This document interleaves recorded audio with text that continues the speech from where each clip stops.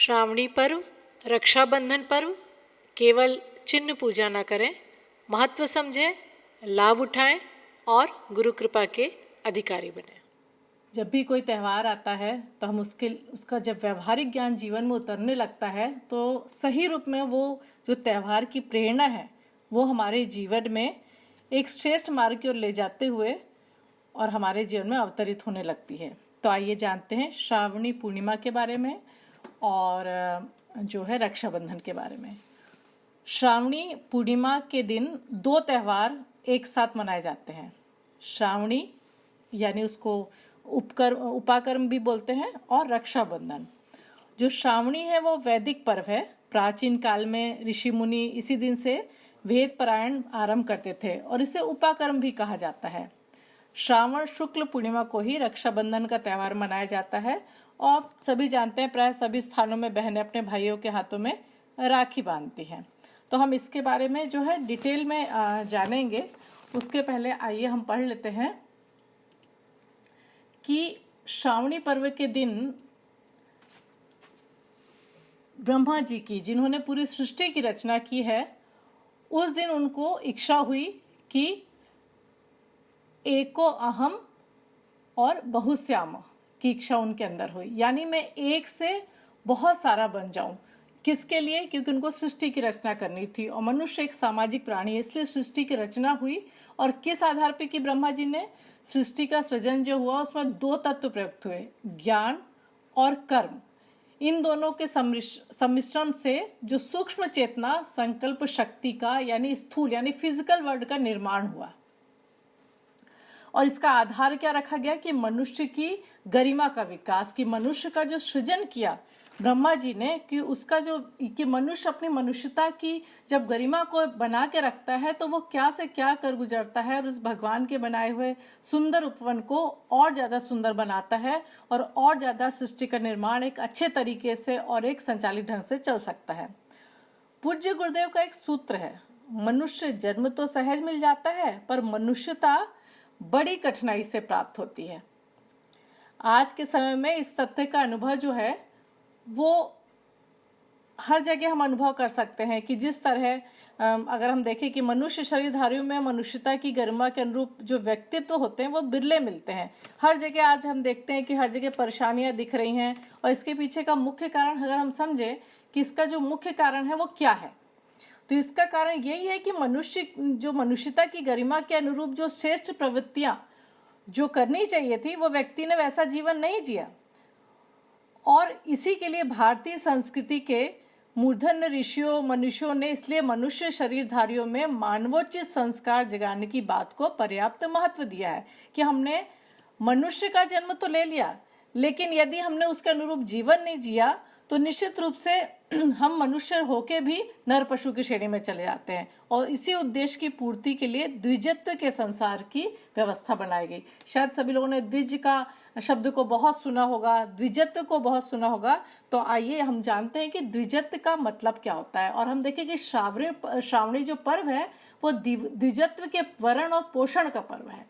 अब इसका अर्थ क्या होता है कि इसी जीवन में नए उद्देश्यपूर्ण नए जन्म को सार्थक बनाने वाली विधा, यानी हमने मनुष्य का जन्म तो ले लिया, लेकिन जिस तरह से जन्मदिन संस्कार गुरुदेव ने बताया हुआ है कि जन्म तो ले लिया, लेकिन जो जन्मदिन संस्कार आता है उसका मुख्य पर्पस ये होता है कि हम उस दिन संकल्प के साथ और उस जन्मदिन संस्कार को मनाते हैं कि पूरा साल हमारा कैसे बीता। एक तरह से ऑडिट होता है कि हमने मनुष्य की मनुष्यता के अनुरूप उस जीवन को जिया कि नहीं। तो जो श्रावणी पर्व होता है ये भी उस अनुसार रहता है कि हम आज गुरु से जुड़ गए, साधक बन गए, पर जिस तरह से जीवन को जीना चाहिए था, द्विजत्व मतलब होता है नए रूप में किसी चीज का निर्माण होना। कि और अगर हम अलग से देखें तो द्विज का मतलब होता है दूसरी बार जन्म लेने वाला। जो साधक के मनुष्य शरीर धारण करने के साथ श्रेष्ठ संस्कारों को जागृत और विकसित करने के लिए संकल्पित होकर जो जीवन साधना में लग जाए उसे दूसरी बार जन्म लेना कहा जाता है। अब इसको कैसे समझा जा सकता है कि आज गुरुदेव से जुड़ने से पहले हम क्या थे, लेकिन गुरुदेव से जुड़े और उसके बाद हम एक नए तरीके से जब जीवन जीने लगते हैं तो एक नया व्यक्तित्व हमारा निकल के आता है, और इसीलिए इसको द्विज कहा जाता है। और अलग से देखें तो जब यज्ञोपवीत संस्कार होता है तो भी जब जनेऊ पहनाया जाता है तो एक तरह से उसको बोला जाता है कि उसका दूसरा जन्म हो, क्योंकि उसमें गायत्री मंत्र की दीक्षा दी जाती है और यज्ञोपवीत के जनेऊ के नए नए अनुशासन बनाए जाते हैं कि अपने जीवन में एक अनुशासन को पालन करते हुए किस तरह दूसरे जन्म को जो है अच्छे से बना के चलते हुए श्रेष्ठ मार्ग पे चला जा सकता है। तो देखिए कितना अलग तरह का ये त्यौहार है, और हम ये ना सोचे कि अगर हमने जनेऊ धारण नहीं किया है, यज्ञोपवीत नहीं किया, तो हमारा द्विज कहाँ हुआ, हमारा द्विजत्व कहाँ पे हुआ, या द्विजत्व का संस्कार कहाँ हुआ।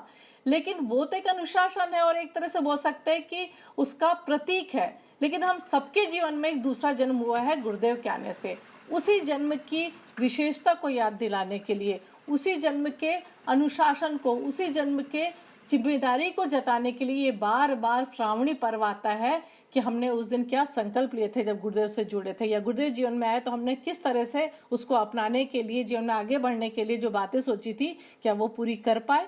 तो आइए इसी के जो है संदर्भ में आगे की बात को समझते हैं। सृष्टि का सृजन हुआ, उसमें दो तत्व प्रयुक्त हुए, ज्ञान और कर्म, और ज्ञान और कर्म को मिला के ही मनुष्य का जीवन आगे बढ़ता है। और साथ में ये बताया गया कि भारतीय धर्म के दो प्रतीक हैं, एक होता है शिखा यानी जो चोटी जो रखी जाती है, तो हमको तुरंत याद आएगा कि शिखा यानी अगर हम देखें तो ब्राह्मण के लिए कितना जरूरी है शिखा, और शिखा का अर्थ होता है कि श्रेष्ठ विचार जहाँ निवास करती है वो उसका स्थान होता है गायत्री का सिर के ऊपर। और दूसरा होता है यज्ञोपवीत, जो भारतीय धर्म के दो प्रतीक है। यज्ञोपवीत का मतलब होता है कर्तव्य मर्यादा, जिसमें मनुष्य को एक तरह से हम बोले तो उसको अनुशासन में पूरी तरह से कस दिया जाता है। तो श्रावणी पर्व पर पुराना यज्ञोपवीत बदला जाता है और नया पहना जाता है। प्रायश्चित संकल्प किए जाते हैं और पिछले जो भी गलतियां हुई हैं उसकी भूलों को सुधारा जाता है।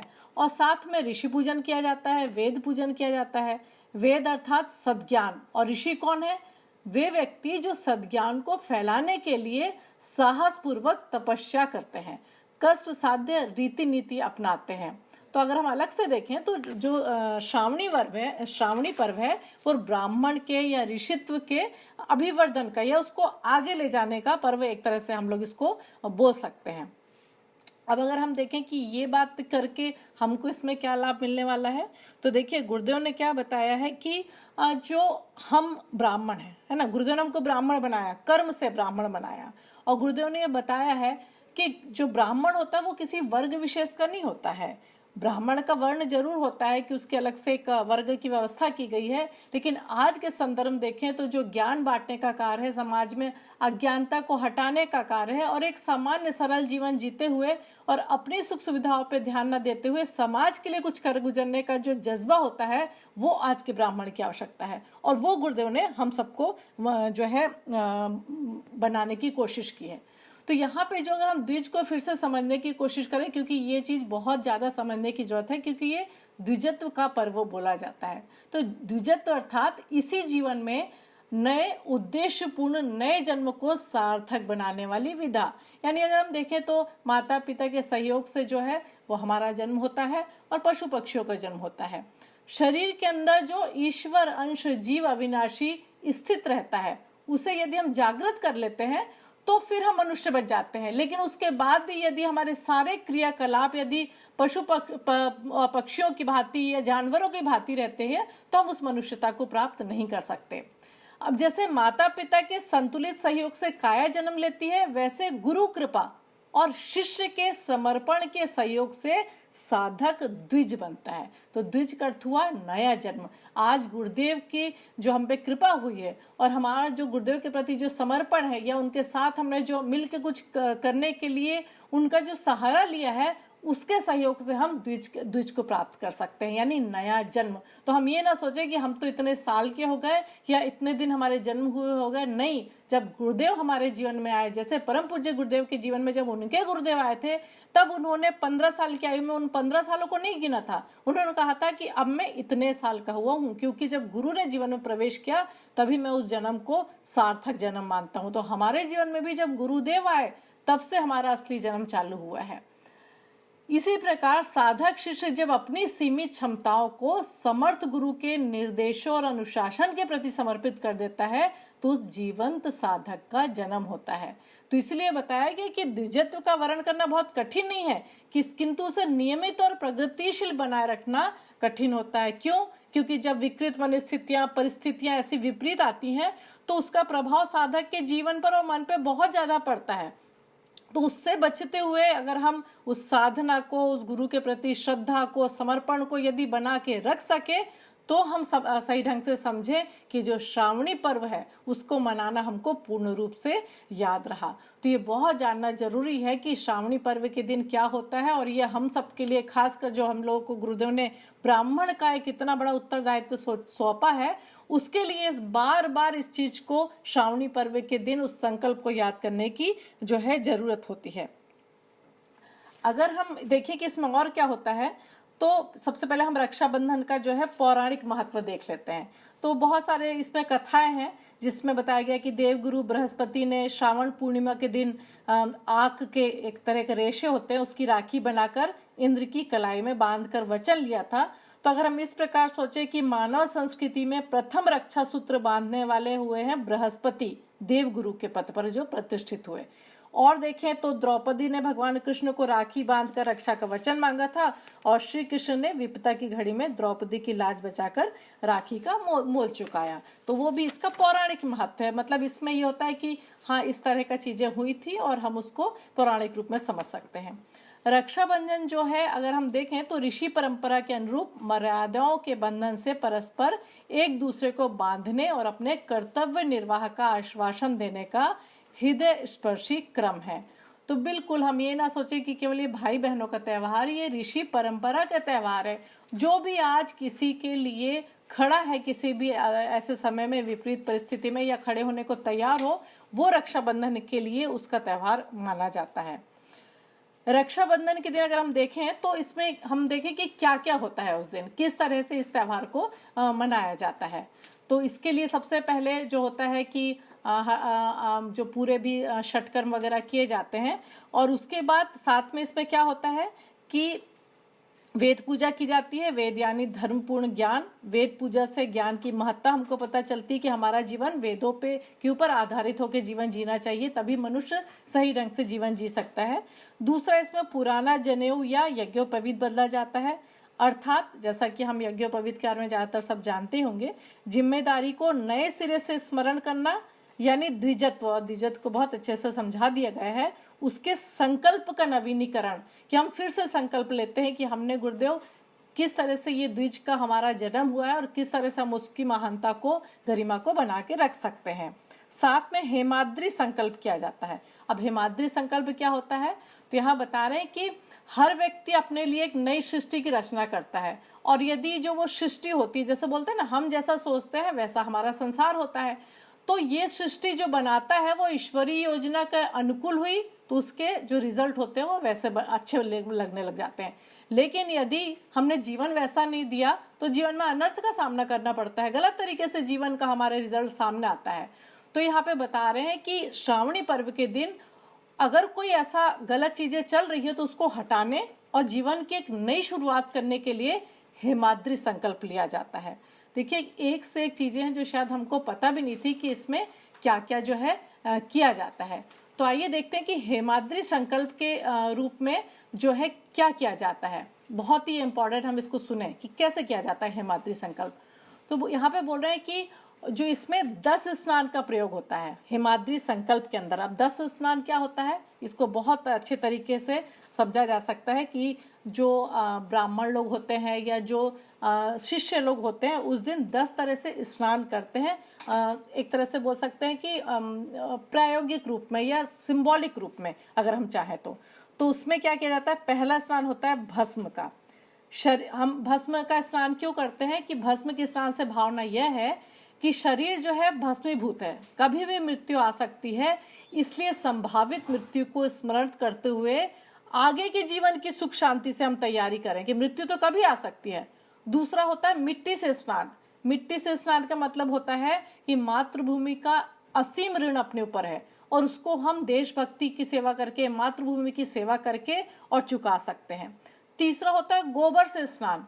तो यहाँ बता रहे हैं कि गोबर जैसे गाय की हर कुछ चीजें जो होती है वो इतनी ज्यादा उपयोगी हैं, तो बोल रहे गोबर की तरह शरीर को खाद बनाकर संसार को फलने फूलने के लिए उत्सर्ग करना। यानी यदि ये शरीर मृत्यु को भी प्राप्त हो जाए, लेकिन उसके बाद भी पंच तत्वों में वापस जाके और खाद बनकर संसार को वो फलने फूलने के लिए आगे बढ़ाता है।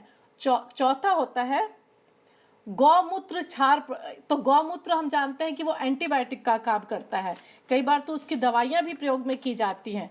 तो यहाँ बता रहे हैं कि गौमूत्र इसलिए का स्नान इसलिए किया जाता है ताकि अपने जीवन में हम दूसरों के लिए एंटीबायोटिक बने, ना कि और ज्यादा दर्द को बढ़ाने वाली चीज बने। उसके बाद होता है कि दुग्ध स्नान होता है, जीवन को दूध जैसा स्वच्छ और निर्मल बनाना। छठवां होता है दधी स्नान, यानी जो दही होता है वो स्थिर होता है, अगर उसको हम दूध जमाया और उसको हिलाते रहेंगे तो वो कभी भी हम स्थिर नहीं रह सकते। तो जिस तरह दही जमता है उस तरह जीवन में स्थिरता आना चाहिए जीवन की रीति नीति में। उसके बाद होता है सातवां घृत स्नान, यानी चिकनाई, और घृत को संस्कृत में बोलते हैं स्नेह, जीवन में स्नेह प्रेम बना रहना चाहिए। आठवां होता है हल्दी। हल्दी को भी एक तरह से एंटीबायोटिक की तरह इस्तेमाल किया जाता है कि अवांछनीय तत्वों से संघर्ष, यदि जीवन में कुछ ऐसे गलत चीज आ गई है तो हल्दी जो होती है वो बहुत सारी बीमारियों और बहुत सारे जो रोग होते हैं उसको उसके सामने लड़के और व्यक्ति को ठीक कर देती है। तो जीवन में भी कुछ ऐसे तत्व आ गए हैं तो हमको संघर्ष लेने से तैयार रहना चाहिए। दूसरा होता है कुश, यानी जो सूखी घास होती है उसको कुश बोलते हैं, सूखी घास को। तो यहाँ बोल रहे हैं कि अगर जीवन में अनीति और अन्याय है जीवन में, तो उसके प्रति तीखा हमारा रुख होना चाहिए, क्योंकि जो सूखी घास होती है वो शरीर में अगर एकदम से लग जाए तो खून तक निकाल देती है। तो बोल रहे हैं कि जीवन में बहुत सारी चीजें ऐसे आएंगी कि हमको साहस के साथ खड़े रहना है और कभी भी झुकना नहीं है। लास्ट होता है 10वां मधु स्नान, यानी यहाँ बता रहे कि समग्र जीवन में हमारे मधुरता होना चाहिए। जिस तरह से मधु यानी शहद मीठा होता है, तो समग्र जीवन में हमको मधुर भाषण, सज्जनता और सबको प्रिय लगने वाले गुणों का अभ्यास करना चाहिए। तो देखिए, अगर हम ये बोलें कि शायद हर कोई ये स्नान ना कर पाए, लेकिन भावपूर्ण तरीके से हम देखें तो ये स्नान हमको रोज के जीवन में करना चाहिए, ताकि इससे इतनी प्रेरणा मिलती है कि हम उस मनुष्य की मनुष्यता को बनाए रख सकते हैं, जो कि यहाँ पे बार बार श्रावणी पर्व के अंतर्गत बोला जा रहा है। और क्या होता है इसमें इस दिन श्रावणी पर्व के दिन जो होता है वो शिखा स्नान किया जाता है। शिखा मतलब हम सभी जानते हैं, शिखा वंदन करते हैं हम षटकर्म करते समय, जो कि संध्या वंदन जिसको बोलते हैं। तो यहाँ पे बोल रहे हैं कि हमारे मस्तिष्क में हमेशा विचार जो है वही सर्वोच्च साधन है, विचार से ही मनुष्य बनता है, विचार से ही मनुष्य जीवन में आगे बढ़ता है। तो यहाँ हमेशा हमको याद रखना चाहिए कि अपने विचारों को श्रेष्ठ मार्ग की ओर हम लोग चलाएं। उसके बाद इस श्रावणी पर्व के दिन यज्ञोपवीत का नवीनीकरण होता है, कि जो यज्ञोपवीत होता है, पुराना जनेऊ जो है वो बदला जाता है और नए जनेऊ की जो है इसमें बांधा जाता है।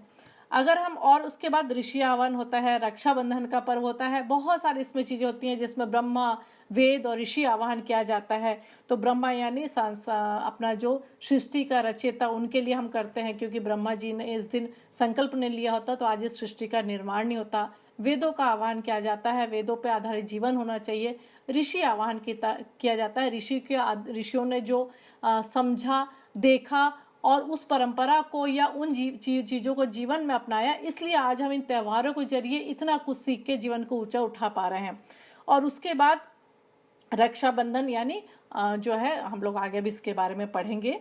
तो जो ये रक्षाबंधन का मंत्र होता है बांधने का, वो होता है व्रतेन दीक्षा मापनोति दीक्षा आपनोति दक्षाम, दक्षिणा श्रद्धा मापनोति श्रद्धा सत्य मापते। यानी जिसमें भी तुम शक्ति या सहायता की अपेक्षा करते हो, यानी आज हम गुरुदेव से चाहते हैं कि हमें शक्ति मिले, सहायता मिले, तो उसके लेकिन ज्ञान और अनुशासन को स्वीकार करेंगे और उसमें हम बध जाएंगे, तभी हमारे जीवन में सुख शांति की वो गारंटी लेके। लेकिन गुरुदेव क्या बोलते हैं कि एक गारंटी आप भी दीजिए कि आपके ऊपर जो अनुशासन स्थापित किया गया है उसको आप जीवन भर पालन करेंगे। कितने अच्छे से यहाँ पे बताया गया रक्षाबंधन के बारे में। साथ में इसमें वृक्षारोपण का भी क्रम रहता है। वृक्षारोपण की प्रक्रिया होती है कि वृक्ष जो है वो परोपकार के प्रतीक होते हैं, वायु को शुद्ध रखने में, सहायक रखने में, जो वातावरण को संतुलन रखने में जो है बहुत ज्यादा भूमिका अदा करते हैं। तो इस दिन प्रतीक के रूप में तुलसी का पौधा लगाया जा सकता है या अन्य पौधे लगाए जा सकते हैं। और अंत में क्या किया जाता है, एक बुराई छोड़ने और एक अच्छाई का जो है जीवन में अपनाने का संकल्प लिया जाता है। तो देखिए कितनी छोटी छोटी प्रक्रियाएं हैं, लेकिन यदि एक भी त्योहार की प्रक्रिया को हम याद रखें और उसके जो है प्रेरणा को याद रखें तो हमारे जीवन में बदलाव नहीं आ जाए, ये हो नहीं सकता कि बदलाव ना आ जाए। अब क्या होता है कई बार कि हम इतने सारे त्योहार पढ़ते हैं, शायद हम हर बार पढ़ते हैं, हर साल और सेम तरह की ही चीज पढ़ते हैं, लेकिन कितने हम लोग सोचें कि कितनी हमको प्रेरणाएं याद रही। नहीं तो हमारा जीवन ऐसा क्यों हो जाता है कि कई बार कुछ ऐसी परिस्थितियां आती है तो हम निराश परेशान हो जाते हैं और हम उस अटल सत्य पर नहीं रह पाते हैं कि गुरुदेव हमारे साथ है। पर्व का महत्व समझकर, अपने दायित्व को पूरा मानकर वह पर्व परम जो प्रेरणाओं को भूलकर हम पहले की तरह अपने कार्य में लग जाते हैं। पूज्य गुरुदेव का कार्य, युग निर्माण का जो क्रम है, जो हम लोगों ने इतना संकल्प लिया है कि गुरुदेव के विचारों को फैलाएंगे, तो हम इस पीढ़ा को स्वयं अनुभव करते हुए कुछ बेहतर बनने के लिए हाथ पैर मार रहे हैं या फिर बस पढ़ लिया त्योहार का और हम भूल गए उसको। तो ये बहुत आत्मचिंतन का विषय होता है कि हमको गुरुदेव के सूत्रों पे बहुत ध्यान हमने नहीं दिया है कि कुछ बेहतर करने के लिए स्वयं बेहतर बनना पड़ता है, और जो बेहतर बनने के लिए क्या करना है वो श्रावणी पर्व पे हमको बार बार बताया जा रहा है और बार बार जो है रिपीट किया जा रहा है कि क्यों इतना महत्वपूर्ण है, खासकर हम प्रज्ञा परिजनों के लिए, हम शिष्यों के लिए। और इसके लिए पात्रता की बहुत ज्यादा आवश्यकता होती है। हम देखें गायत्री महाशक्ति और गुरु सत्ता से मिलने वाले अनुदानों के लिए जो द्विजत्व को पात्रता माना गया है, बार बार क्या बोला जाता है, ओम स्तुता मया वरदा वेद माता प्रचोदयांताम। कितना सारा उसमें चीजें बताई गई है कि आयु प्राणम प्रजाम पशुम कीर्तिम द्रविणम ब्रह्म वर्चसम मह्यम दत्वा ब्रजत ब्रह्म लोकम। कि गायत्री साधना करने वाले साधक को कितनी सारी चीजें जो है प्राप्त होती है। लेकिन इससे पहले क्या कहा गया है, पावमानी द्विजा नाम, यानी द्विजों को पवित्र करने वाली, यानी द्विज मतलब हम जो गुरुदेव से जुड़ चुके हैं और हमारा दोबारा जन्म हुआ है, तो उनको पवित्र बनाने वाली भी गायत्री महाशक्ति है। तो इसीलिए गुरु दीक्षा लेने वाले साधक को द्विज बनना पड़ता है। और दीक्षा लेने का मतलब जैसा बार बार हम सभी समझाते हैं कि केवल गायत्री दीक्षा नहीं, जो गुरुदेव से विचारों से जुड़ गया, जो अच्छा जीवन जीना चाहता है वो दीक्षित हो जाता है। तो यहाँ बोल रहे हैं इसीलिए गायत्री साधना को साथ लेके चलना हम सबको बहुत ज्यादा जरूरी है। अब हम यहाँ पे ये देखें, गुरुदेव ये बोलते हैं कि ये त्योहार जो है वो आत्मचिंतन व आत्मशोधन आत्मनिर्माण का भी है। तो हमको सोचना क्या है, तो गुरुदेव ये बताते हैं कि हम अपने जीवन में थकान और सुविधा की बात ना सोचें। आज आप मेरे से जुड़ गए हो, आज आपने द्विज बन गए हो, आपने श्रावणी पर्व के दिन संकल्प लिया है, तो आप ये मत सोचो कि इतना बड़ा जो काम है गुरुदेव का ये कौन करेगा, क्या होगा। बोल रहे आप इसकी चिंता मत करो, साधन जुट जाएंगे। पर हमारा यानी हम साधकों का चिंतन, मनोयोग व श्रम कितनी अधिक ऊंची भूमिका निभा सका, कितनी ऊंची छलांग लगा चुका, ये हमको सोचना है। तो ये जो त्योहार आते हैं ये इसीलिए बार बार आते हैं कि हमको याद दिलाने कि हम बार बार गुरुदेव से संकल्प करते हैं, बार बार हम गुरुदेव के साथ ये प्रॉमिस करते हैं कि गुरुदेव हम ऐसा नहीं होने देंगे, फिर भी क्यों बार बार ढीले हो जाते हैं। तो ये त्योहार हमको एक तरह से मोटर है जो हमको बार बार ऊंचा उठाने के लिए आते हैं। अब गुरुदेव बोलते हैं कि हमें 4 कसौटियों पर खरा सिद्ध होना होगा, श्रम, मनोयोग, त्याग और निरहंकारिता। रोज अपने से ये प्रश्न हमको पूछना होगा कि हमने इतने त्योहार मनाए, हमको गुरुदेव ने एक तरह से दोबारा जन्म दिया, इतना जीवन को श्रेष्ठ बनाने वाला स्वाध्याय कर रहे हैं, तो हमारा शरीर, मन, व्यवहार इससे प्रभावित तो नहीं हुआ है। श्रम का प्रयोग, शक्ति गलत चीजों में तो नहीं लग रही है। जो हमारा मनोयोग है, मन है, ध्यान है, कहाँ लग रहा है, ध्यान जाता कहाँ है हमारा। फिर उसके बाद जो त्याग है कि हमारी जो गुरुदेव का कार्य करते हैं हम, या गुरुदेव का जब हम निश्चित रूप से सबको पता है, जब से स्वाध्याय में चालू किया ना, बहुत हमको पढ़ना आता है, बहुत हमको बोलना जाता है, लेकिन हम उसके फल से हमारा वैराग्य हुआ कि नहीं, आसक्ति का त्याग किया कि नहीं, निरहंकारिता, सेवक का भाव आया कि नहीं, मालिक तो नहीं बनने की कोशिश करने लगे। तो 4 कसौटियों पर जब हम खरे उतरने लग जाते हैं, तब गुरुदेव कहते हैं कि आप सबसे यही अपेक्षा है, विश्वास है कि जो आप हमारे साथ कदम बढ़ा रहे हो, पर कोई कुछ भी ऐसा काम मत करना जिससे आपको बाद में पछताना पड़े। तो देखिए, हर त्योहारों का कितना सुंदर महत्व, कितनी सुंदर प्रेरणा है, और इतना होने के बाद भी यदि हम नहीं समझ पाए और केवल चिन्ह पूजा में अटके रहे, तो हमारा कोई कल्याण तो मतलब ठीक है, हमको एक वो हो सकता है कि किस तरह से क्या करेंगे, लेकिन कोई अलग से हम बोले कि क्या कल्याण होगा इसका, तो बस थोड़ा संतोष हो जाएगा, थोड़ा मन को खुशी लगेगी हमने वो चीज कर ली। जब हम रक्षा सूत्र पहनाते हैं या रक्षाबंधन का त्यौहार मनाते हैं, तो ज़्यादातर ये सोचा जाता है कि ये केवल भाई बहनों का त्यौहार है। गुरुदेव ने एक बहुत अच्छी चीज़ क्लियर की है, और हमको ये बहुत ज़्यादा समझने की चीज़ है कि ये त्यौहार केवल जो है भाई बहनों का त्यौहार नहीं है। यहाँ पे गुरुदेव बता रहे हैं कि ये जो रक्षा के सूत्र का आधार है, उसका उद्देश्य होता है रक्षा। तो पुरोहित द्वारा यजमान का रक्षा बंधन और नारी द्वारा नर का रक्षा बंधन। अब यहाँ भाई बहन जो है वो भाई को बांधती है, ऐसा रिवाज है, पर गुरुदेव देखिए कैसे उस बात को व्यवहारिक सूत्र में हमको बताते हैं। पर गुरुदेव बोल रहे हैं, मैं कहता हूँ कि कोई भी नारी किसी भी नर को सूत्र बांध सकती है, चाहे वो भाई, पिता या पुत्र क्यों ना हो। रक्षाबंधन पर नारी की नर से सुरक्षा की अपेक्षा और यजमान की ओर से पुरोहित से सुरक्षा की मांग, अथवा पुरोहित की ओर से यजमान को। तो जैसा मैं जब से गुरुदेव से जुड़ी हूँ, अगर मैं अलग से बोलूँ, और बहुत सारी बहनें रक्षाबंधन के दिन गुरुदेव को भी राखी बांधते हैं, क्योंकि सबसे बड़ी हमको तो हमारे रक्षक तो गुरुदेव हैं, जो जीवन में हम पग पग पर गिरते हैं और वो पग पग पर हमको संभालते हैं। तो यहाँ पे बोल रहे हैं कि हम जिसके भी, आज हमारा कोई मित्र है जिसके लिए हम बहुत ज्यादा कंसर्न है, हम उसको भी बांध सकते हैं, या भाई बहन को बांध सकता है, बहन भाई को बांध सकता है। तो ये तो पारंपरिक चीजें हैं कि केवल जो है परंपरा सब जगह, और इवन रक्षाबंधन का त्यौहार हर जगह भी नहीं मनाया जाता है। अपन सोचे तो बहुत जगह परंपराओं के आधार पर ये सब चीजें की जाती है, लेकिन यदि उसको हम सामाजिक दृष्टि से और जीवन को श्रेष्ठ बनाने की दृष्टि से देखें, तो रक्षाबंधन को हर किसी को मनाना चाहिए। गुरुदेव यहाँ पे बोल रहे हैं कि आज हमारी जिन सूत्रों को हम जान रहे हैं, यदि हम उसकी प्रेरणा को जाने, उन्हें हृदयंगम करें, तो आज का हमारा शानदार त्यौहार जो है वो सार्थक हो जाएगा, जिसमें वेद और ऋषियों की पूजा हुई, 10 स्नान हुए, हेमाद्री संकल्प हुआ, और इसमें पितरों के लिए तर्पण भी किया जाता है, क्योंकि उनके भी कहीं ना कहीं उन्होंने भी हमारे जीवन में रक्षा वो करते हैं, प्रोटेक्शन देते हैं। जो हमारे पितर हैं, जिनकी आत्माएं कहीं होंगी, वे हमसे अपेक्षाएं करती हैं। ऋषि जिन्होंने संस्कृति का निर्माण किया, वो भी हमसे अपेक्षाएं करते हैं। अब गुरुदेव क्या बोल रहे हैं कि ये जो सारी की सारी विधियां जो है कर्मकांड की दृष्टि से बहुत उपयोगी है कि हमने पूजा की और इसमें भाग लिया। गुरुदेव बोल रहे हैं, लेकिन यदि आप श्रावणी पर्व मनाने आए हैं, तो ना केवल आप इस पर्व को केवल एक चिन्ह पूजा के रूप में बनाएं, पर इसके पर्व के साथ जो जुड़ी हुई प्रेरणा है उसको हृदय में धारण करें, जीवन में धारण करें।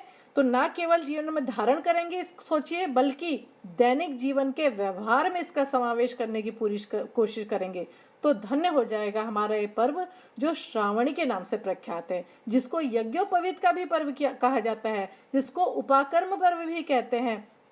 तो वो ऋषि धन्य हो जाएंगे जिन्होंने श्रावणी पर्व चलाया, और उसके साथ साथ इन महान परंपराओं का जो कि समावेश किया गया है उसको हम सही ढंग से समझ पाएंगे। और गुरुदेव बोलते हैं कि मुझे आशा है कि आज आप इस बात पे ध्यान देंगे कि जो एक श्रावणी पर्व है और जो रक्षाबंधन का पर्व है, उसको सही मायने में आप बना सकेंगे। अब एक और चीज बहुत अच्छा गुरुदेव बोलते हैं, देखिए रक्षाबंधन के दिन हम ये तो बहुत आशा रखते हैं कि भाई को राखी बांधे और बहुत सारे हमको गिफ्ट मिले, पर आज देखिए सब गिफ्ट कोने में रखे हैं, और केवल क्या काम आ रहा है, जीवन जीने की कला, कि हम कैसे जीवन को जी रहे हैं, तभी इस हम जो इतना भयानक एक तरह से परिस्थिति आई है उसको हम सच्चे ढंग से रह पा रहे हैं। तो सबसे ज्यादा यदि हम आगे से कर सकें तो यही करना चाहिए कि भाई से महंगी महंगी गिफ्ट मांगने के बजाय ये करना चाहिए कि भाई यदि आप हमको कुछ देना चाहते हैं तो उपहार के रूप में आप अपने जीवन में जो भी बुराई समझते हैं, जिसके कारण आपका जीवन जो है श्रेष्ठता की ओर नहीं बढ़ पा रहा है या कोई स्वास्थ्य खराब हो रहा है, आज उस बुराई को मेरे लिए छोड़ दें। कितना सुंदर गुरुदेव का ये ज्ञान है। आज तक हमने तो केवल मिठाई और गिफ्ट के आधार पर ही रक्षाबंधन को ज्यादातर मनाया है। तो ये देखिए गुरुदेव का ज्ञान यही है जो सबसे उनको अलग करता है। तो आइए हम यही संकल्प लें कि श्रावणी पर्व और रक्षाबंधन पर्व को केवल चिन्ह पूजा के रूप में नहीं करेंगे, बल्कि उसका महत्व समझेंगे, लाभ उठाएंगे और गुरु कृपा के अधिकारी बनेंगे। ओम श्री गुरुवे नमः। ओम शांति।